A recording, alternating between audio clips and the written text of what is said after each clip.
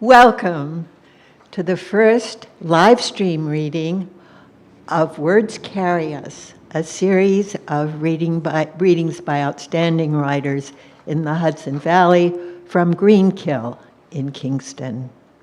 Our first reader tonight is Kate Hymes. Kate is a poet and a writer and a writing consultant. She's a workshop leader and an editor. She's a native of New Orleans. Many of her stories and poems are inspired by memories of her hometown, stories of plantation and city life in Southeast Louisiana. She's a third generation poet and storyteller. Kate's chapbook, True Grain, was published in the fall of 2017.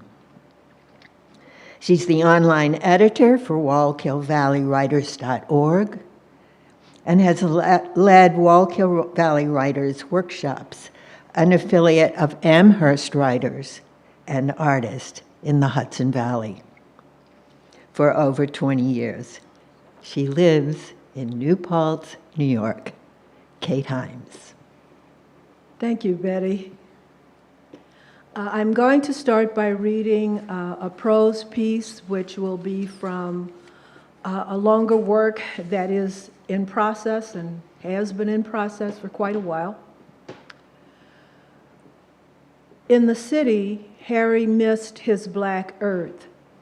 It didn't matter to him that his children reminded him over and over again that he didn't own nothing. He had no paper on the land. That land he called his was Melick property. That his mama and papa had been Melick property too. You got no more claim to a lump of that mud than a man in the moon, they said. We left so one day one of us might own a place of our own. Papa got up, opened the back door to sit on the steps with his back to those citified young'uns inside the rented Shotgun on White Street. He took off his house shoes and pressed his bare feet into the dirt. This tiny patch of hard-packed, damp, slick with green moss and spots, dirt, was as close as he might ever get to real soil again. Critty had done a better job of keeping their children grounded in church than he had done keeping them reverent for the land. Good earth is black earth, he told old man Melick. As they walked the field surveying acres planted in seed cane, Melick grunted. They knew each other well. Melick knew Harry was talking about more than the soil beneath their feet. The Mississippi had scooped up the continent's best soil, carried it downriver, and laid it down layer on top of layer, spring flood after spring flood. Earth so fertile almost any stray seed could pop up green and flourish under the Louisiana sun. A blessing and a curse. A land where almost any crop can be forced to grow, even sugarcane. The land's ability to bring forth life made tending to it so much harder, made it back-breaking work. As the men walked the rows, they could barely take a step without bending over and pulling up by the roots a green intruder. A weed left to grow could choke seed cane before it had a chance to thrive. Harry carried a burlap sack whenever they went out into the fields, even when their purpose was nothing more than to survey and plan. They tossed the aliens into the sack, roots and all. They dared not let them drop at their feet or toss them high into the air to land 5 rows over. The earth would nurture whatever it was given and make it live in spite of and despite of whether it was wanted. The old man turned to Harry. "It's time to get these fields weeded." This time, Harry grunted. "Getting hot and dirty, need to clean myself up." "I'll stay out here a bit longer," Harry said. When Melash's back disappeared in the distance, Harry squatted, scooped up a handful of soil. It smelled sweet and musky. He knew that scent. It came to him first with his mama's milk. It smelled like his folks, the ones long gone and the ones still here. Tomorrow the field would smell like this, as his folks went row by row, back swamp to levee, picking out the unwanted. People didn't appreciate the smell of black folks laboring. They ridiculed the scent, called it funky, kept their distance from folks who perfumed the earth, believed they were better if they purchased scent in a fancy bottle, as if money was all that mattered. As Harry cupped the earth in his hands, he felt life as surely as a midwife feels pulsing life at each delivery. Harry wondered what Melasha felt when black earth covered his hands and blackened his fingernails. I should have shown my children to feel the earth was alive with us.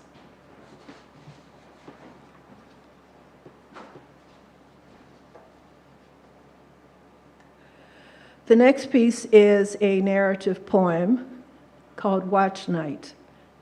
And you'll hear it has a relationship to the previous piece I just read.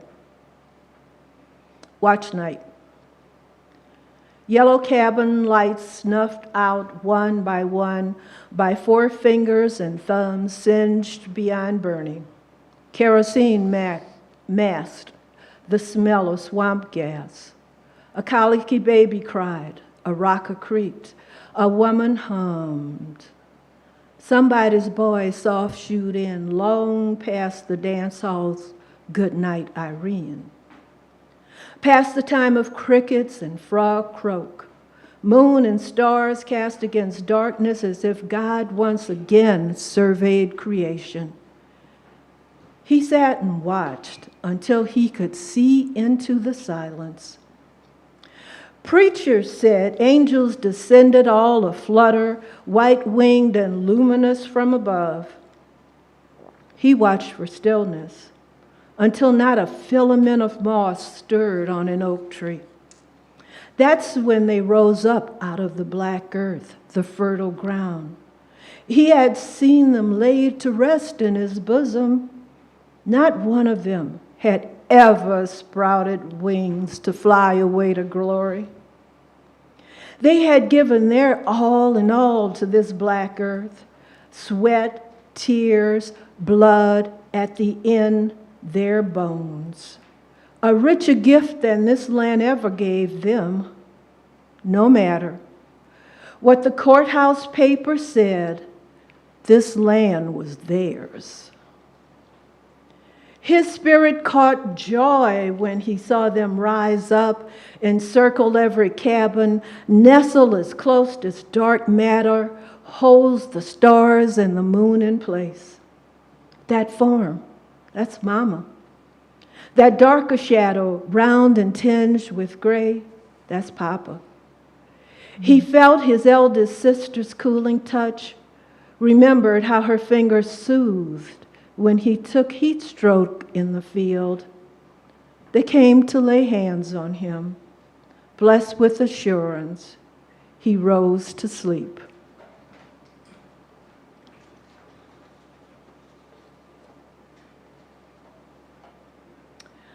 My hometown is being tried once again. This is the in August, the end of August was the 15th year anniversary of Katrina.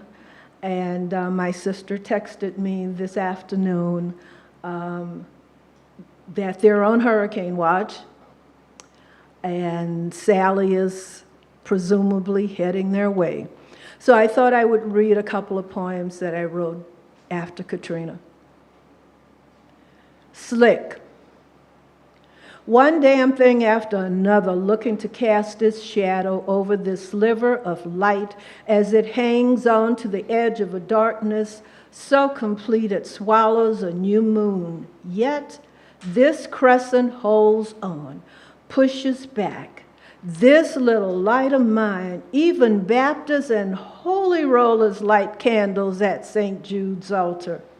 Some folks light candles at the feet of Sister Marie, a voodoo queen, devout Catholic, who understand that survival in a slight place meant invoke by name or call up through spirit as many gods as one could muster or trust.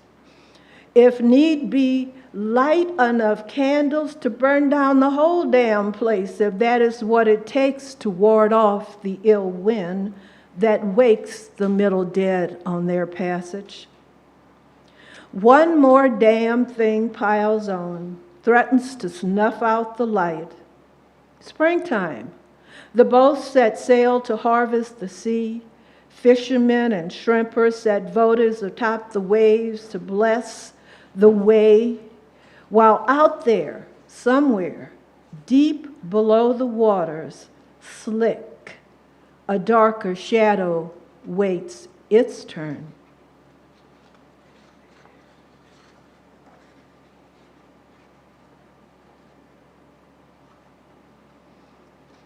And then finally, after the flood. And hopefully there will be no flood. May you remember where you're at. A second line isn't parallel, but it struts as wavy as a river's crescent you call home. May you remember, yeah, you're right. A streetcar named Desire was a play on words rolling electric through housing projects without any. May you remember the low-down 9 where shotguns were homes and a clean shot from the front through the back doors saved lives. May you remember red beans and rice with hot sauce. And don't never put no tomatoes in your gumbo. What do Carolina folks know about good food? May you remember lagniappe, a little something the weight of a generous hand added to a pound of smoked sausage.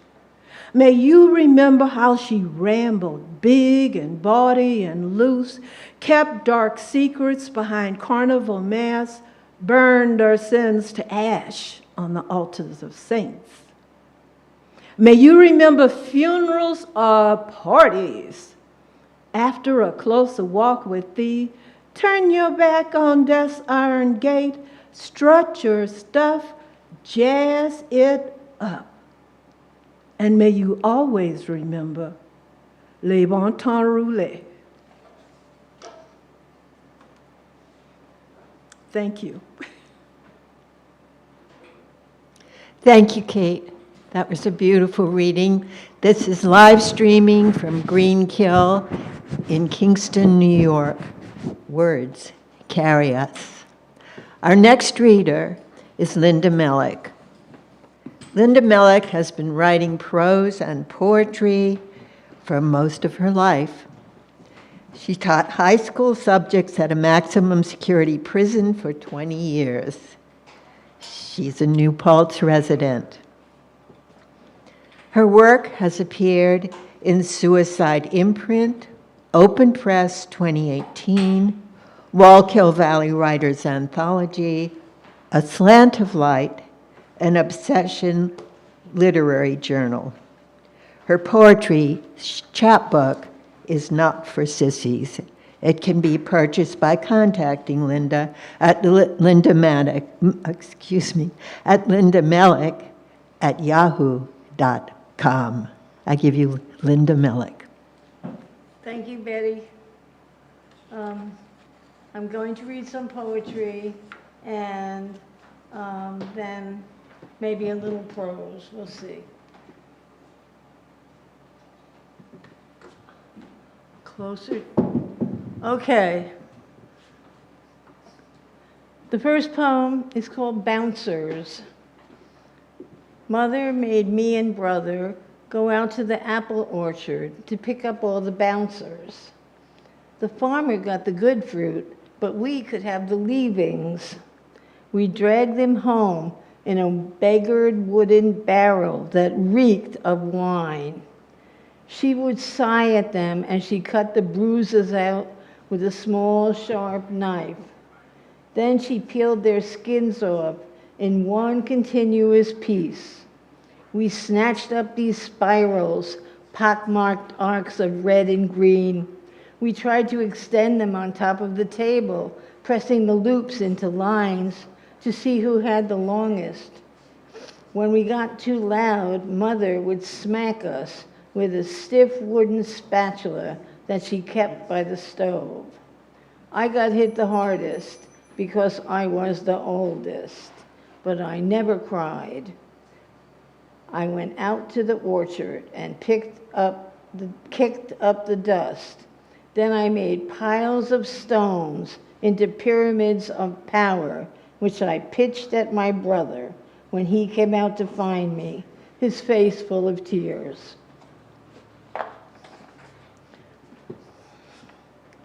This next poem is called Afterlife. Across the street was a live packing plant. I saw my skinny father being wheeled in.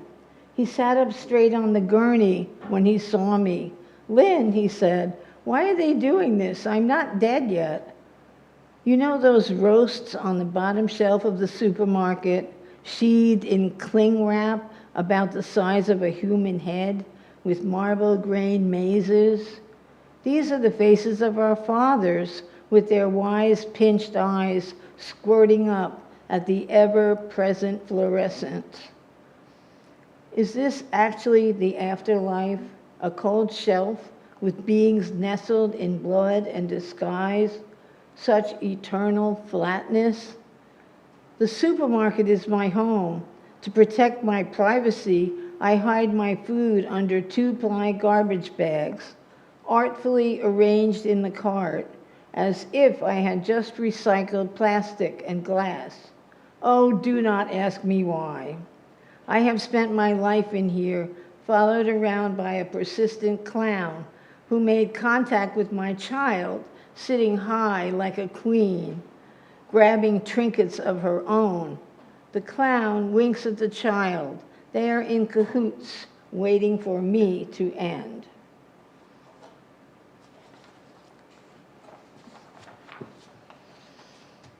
Next one is called Would You? If your arthritis were crippling you, would you be willing to stick your head in a beehive, as the Aztecs once advised? The bees would swarm and the honey would drip. After 1,000 stings of random penetration, you could be cured. Would you be willing to lie down on some sun-soaked blacktop and roll your outside body over the tar, like your great Aunt Mary? You would soak up sticky covering on certain sections. The pain would ease, such a sweet release. Would you be willing to give yourself up and become another person, a person who was not blighted with pain and did, in fact, cause no pain?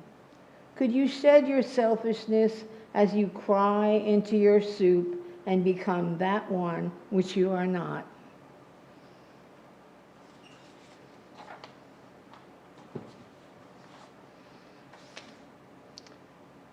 This poem is called The Eyes Have It. Hawkeye, bright eye, no eye. In the kingdom of the eyes, the owl is the runner-up. Stoop down, pick yourself up, bend into a foreign form, freak out on your mother's best doily. Someone likes to sink their teeth into porcelain teacups, spits out shards of glass. Sweet Jesus winks one eye at the thief on the cross, cases the joint himself, for a home invasion. Next, and it had a name in literary, terms called prothalamion, a marriage song. Visionaries and vestiges, high-hopping holy men, midgets in white tuxedos. Marriage is a bloody sheet hanging on the clothesline of creation. Limitations, gonads, tough skin touching soft. We skate on the outlines of the other. Take that dried up claw and twist it. Twist it till it forms a pile. The bones of contention, all lined up like soldiers, marching to the fore. Once you had the heat, once I had the gumption. Our entwined intentions won't come undone. Tangled stalemate, chicken foot stew. First come, first served.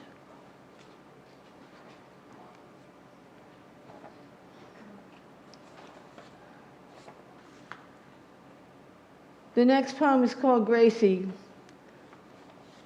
It's about my granddaughter. She loves this poem.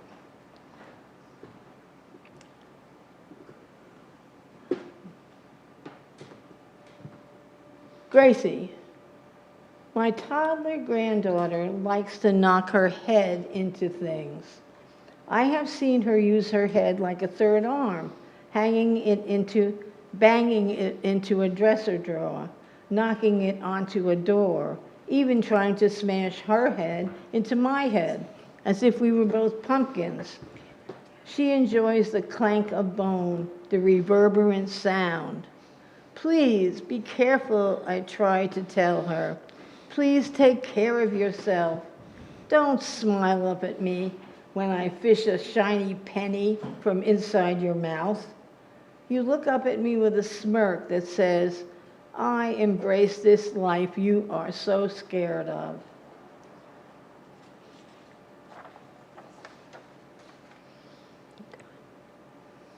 This poem is called Timbuktu. I have decided that my dead mother lives in another place called Timbuktu. I write her personal letters on lacy stationery, telling her how her hometown has changed. Every storefront is occupied. There is a Vietnamese restaurant right next to the newly furbished hotel. When they lived there, and Mom and Dad, they couldn't even find a pizza place. Dad had to hang out in the tractor store to hear some manly banter. Now, no Lowe's, no Home Depot, they did not exist. No tattoo parlor, nail salon, or microdermal piercing palace, puncturing wherever you want. Would Mom have fancied a navel ring? Would she have ordered pho? Or would she have put her foot down? Yay, Mom, turn her back on, try yoga, first time free. Would she have sounded off to the street corner guru? Asked for sugar pebbles at the Whole Food store? Dear Mom, I write, remember Gertie's grocery? How we laughed because it only carried one brand of beer, soda, soap? But we got used to it. No decisions, no stress. Mom, Gertie sold out to Taco Bell. Who is minding the store?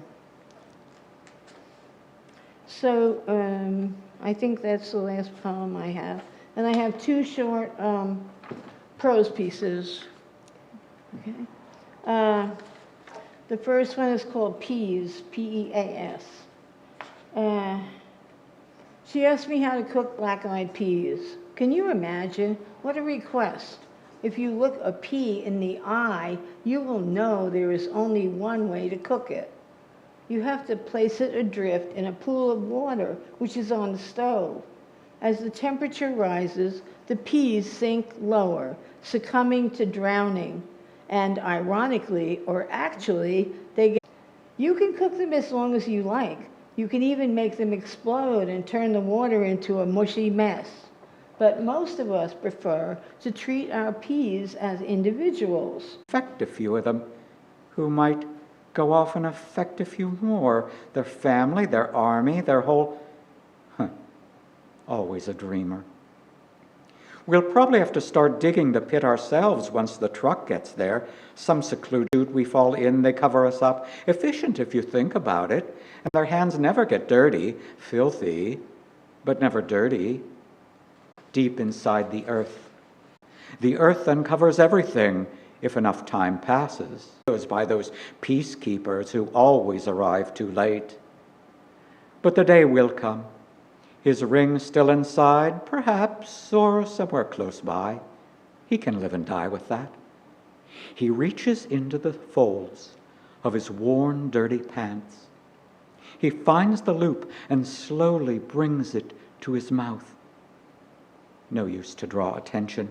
There's a metallic taste, and it takes a moment to work up enough saliva to swallow it. And just as it reaches his secret place inside, the truck slows to a stop. He feels a smile break slowly across his cracked lips. It is said, and continues to be said, that God actually wrote the Bible, that God literally wrote the Bible and handed it down to humankind. And I'm very good with this. It means that God was a writer. And like so many of us writers, God went through many, many drafts to get what God really wanted to say. And I have been fortunate enough to have in my possession the first draft of Genesis, the very first draft that God wrote. And I'll read it. This is called God Notes, Genesis, Draft 1.0. It was a dark and stormy night. No. It was the best of times, it was the worst of times. No. Needs something biblical, ergodic, a new newness, a once was, now is. Kleenex, Toyota, X-Lax. No, clean slate, angel birds, Swan Lake, Swan Dive Bar, Swanee, How I Love Ya. Tomorrow and tomorrow and tomorrow. I see where this is going. I should stay in bed till the cows come home. Oh, file. Milk moo, moon milk, milk shine. Note to selves. Oil angel wings. If no hitch, make that new one, the other. In the mirror of me, ballpark. But different. Note, check stockroom. For rags, bones, hanks of hair. Breath, add color wheel. A palette of color. Chroma, value, hue, man. Hue, man. Working title. Colorful, a mitochondrian cocktail on the rocks. Break all hell loose. And will it all. Yes, the nowhere. Now here. By the beginning. From the beginning. On the beginning. In the beginning. There was daylight savings. It's all high rolling now. Note to selves, rest on 7, good to go. It's a go-go. This is about another other. 1, the comet approaches. We see your tail exhaling fire, an inverted dragon, with eyes stone cold in the face of anguish, barely holding that distant memory of your jailbreak 7 sister states away. You're on the lam, skidding through the outer banks of nothing. The nomad's timeless cries pierce the pinprick holes of heaven. The immigrant, igniting a Mobius path that holds dark secrets. The refugee, outrunning the firestorm that consumes your every moment. As you come near, we're haunted by your presence. Our walls build up, suspicions grow, marvel turns to dread. You're in our crosshairs, just in case. Too, the comet arrives.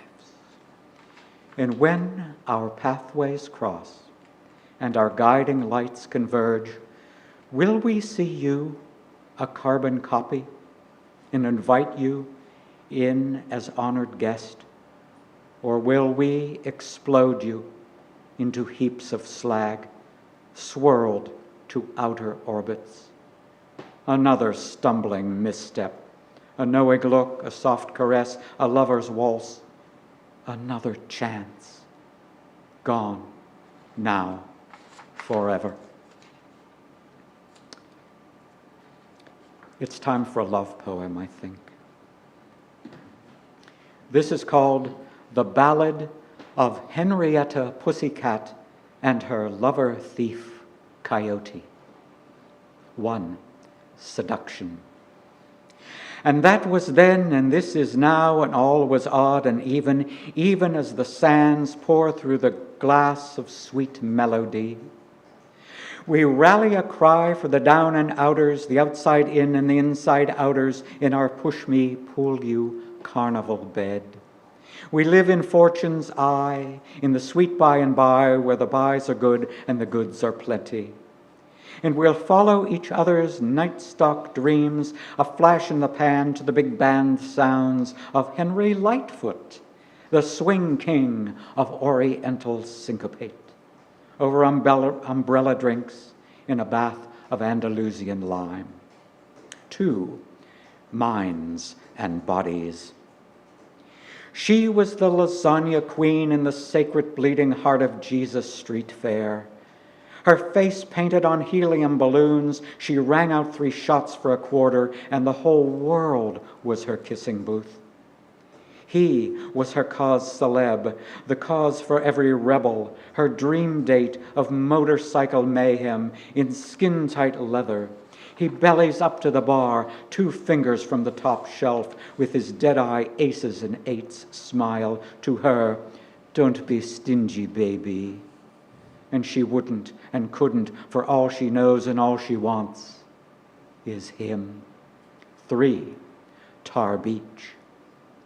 And up they go, up the stairs, to starlight heaven, up the fire escape, rusted like heartache and pitted like acne, and there on the midnight rooftop, with her bang-shang-a-lang Maybelline eyes, lost in the fog of love, they frictionize themselves in a last chance going out of business. Everything must go fire sale.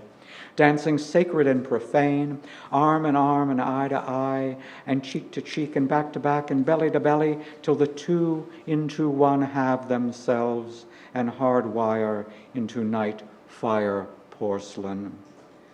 And there then was then, and there this is now, and that is all there is in the land of love forever.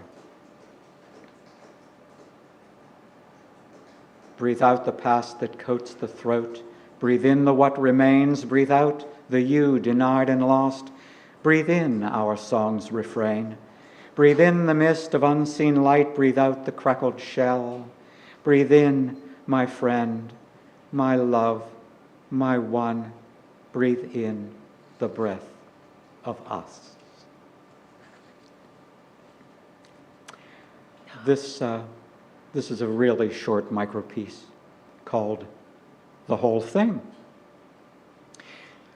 The conversation ended with how meaningless it all is, the whole thing, the thing we're all in. And then I said, if we're all in it, then we're all in it together, so that's something. And he said, we're not in it together, we're all in it alone. And I said, if we're all in it alone, how are we having this conversation? And he said, maybe we're not.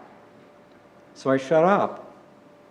I'm standing here staring at the meaninglessness of meaninglessness, a double negative, which, if I remember from my 8th grade algebra, becomes a positive if I stretch the point, maybe a false positive, which would still be okay. So then, Why couldn't this be the whole thing? I mean, my bullshit was as good as his. So I drove to the station and caught the 11:40 for Manhattan. It all made sense.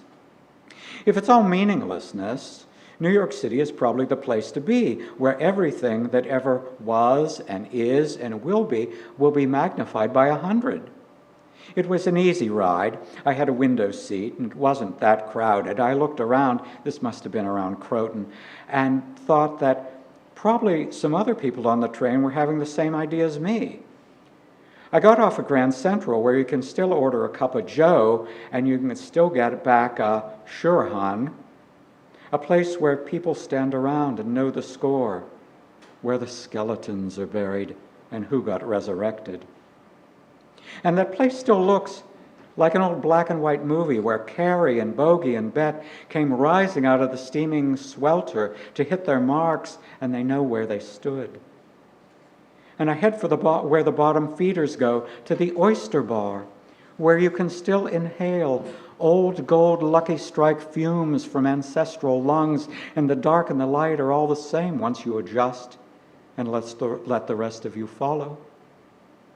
And I sling my bag down on the empty swivel chair at the horseshoe counter and sit my fire plug frame onto the chair next to it. And the woman you can still call a waitress says to me, "You want a menu?" "No, you don't. I know what you want. You sit down like you know what you want." And I say, "You got it, a bowl of Manhattan."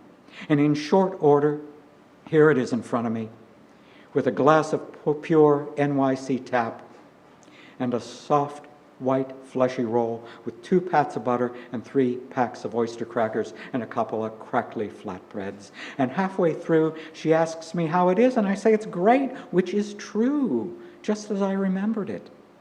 And when I finished, I paid and left her enough tip that would bring out a wry smile, but not enough to run over to Saks. And as I walked back up the tracks, I thought about that soup, and it was the spicing and the way the oyster crackers soak up the broth and melt, and the surprise of finding an extra sliver of oyster buried in between the potatoes, and being shoulder to shoulder with someone who knew why they were there. And I felt warm and full, and I looked up at the board and saw that my train for home was leaving in 25 minutes from track 35, which gave me enough time to walk around and see if there was anything I missed. And there was. Here, in front of me, was everything. The last piece is a very short poem. For those formalists in the audience, this is a sonnet, and it's written, I believe, in dactylic tetrameter, also known as saloon poetry. You can't see ahead where the road's going to lead. Your thesis is dead. You've abandoned your creed. Scalpels of shrapnel cut into your head. A guy just like you hides under your bed. Falling waters sweep over the bridge. The last poem standing is stuck to the fridge. The meter's expired, your rhythm's in pain. Your suit is so zoot, you look overly sane. The wheelhouse is spinning, there's no port of call. You've lost the good book and there's no protocol. No time for a toast, no time for a meal. You buy some more chips and wait for the deal. You look over the edge, you see the abyss. But don't stutter step forward, or you'll lose that last kiss. Thank you. Stay safe. I'd like to introduce our last reader of the evening, our literary curator and a dear friend, Betty MacDonald, whose essays appear in several anthologies, including 80 Things to Do When You Turn 80, Open House, and the just released Better with Age, Creativity, Discovery, and Surprise. Betty read her essay First Love for 650 Read in New York City and at Vassar College. Her essay daughter of twins, was presented on video at Read 650 Mother's Day presentation. Her essay, Not Jewish Enough, has been recorded for their forthcoming event. For over 30 years, storytelling has influenced her career as a performer with community playback theater. Videos of readings may be viewed on her website, BettyMoonMacDonald.com. That's MacDonald, M-A-C. She hosts Words Carry Us, like tonight, this live streaming series of readings from Green Kill in Kingston, New York. Betty MacDonald. Thank you, Larry. I enjoyed that very much. I live in the woods like Snow White. I'm lucky to live in the woods like Snow White, surrounded by flora and fauna, and no dwarfs. I'm not talking about little people, but prefer my own company to Happy, Dopey, and Doc and those guys. The birds and chipmunks flitter and scamper around, but they don't do the dishes as they appear to in the movie. Oh, I had a turned-off week. I got caught up binging a series on Netflix about two families in Halifax, visited by one life-altering crisis after another. Now I think in a Yorkshire accent. Yesterday, at the frozen caboose, as I approached the line at the frozen caboose in Highland at a safe distance, the man in front of me, probably in an attempt to be friendly, pointed to his mask and said, "This is no way to live, is it?" I'm guessing he was smiling behind his mask, although who could tell? Alerted by my fear of contagion, I replied, "It beats getting sick." I was too strident. I tend to be when engaged politically, or when it comes to my safety. I wanted to follow up and let him know that I wasn't unfriendly, but he had turned away. He had misread my attempt to convey an invisible smile.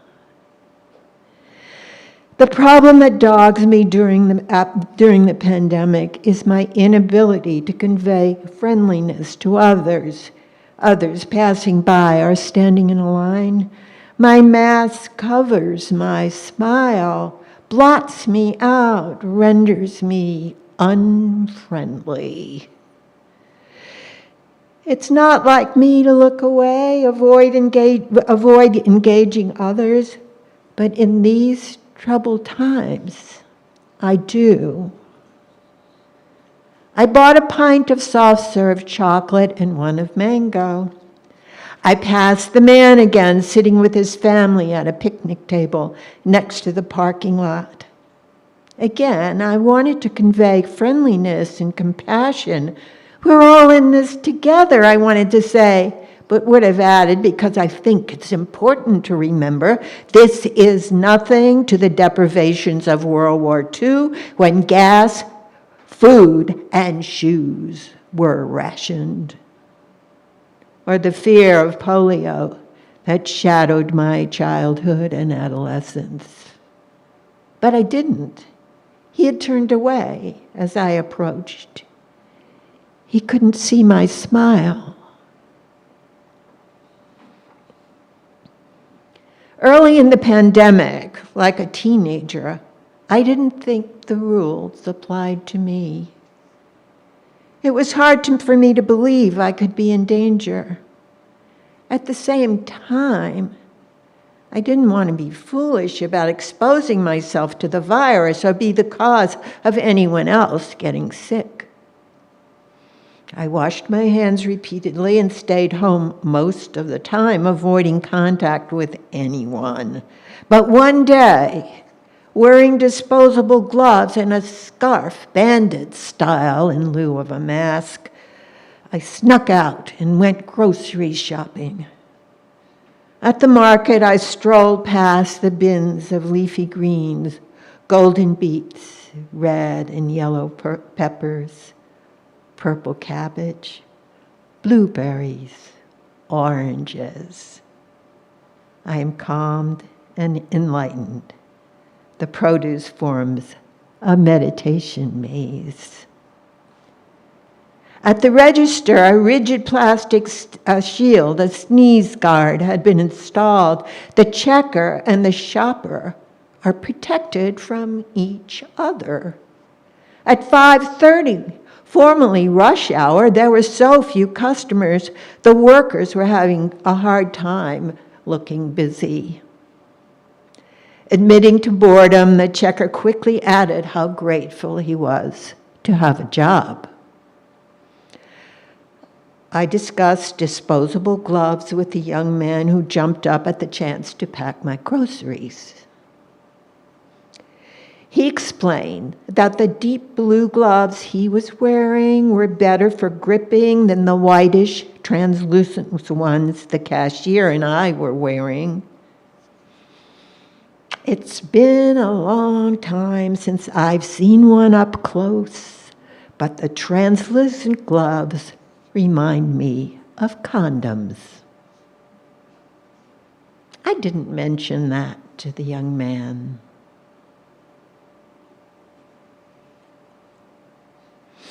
This next one is the light at the end of the tunnel. The light at the end of the tunnel is an illusion. In the past, I've pinned my hopes on it. For a moment, I imagine it represents the end of the slog of contagion. For a moment, I expect it to answer the question, how long will this take? When will this be over? Or at least controlled enough so that our lives can resume, albeit with expanded scum of fear. The light flickers. It doesn't know. The light at the end of the tunnel is an illusion. On the other hand, the tunnel is real. I am the tunnel. The tunnel is life, my mind, my body, my thoughts, the state of society, of our country, of our planet. If there's going to be a light, it has to be me. I am the tunnel. I am the light.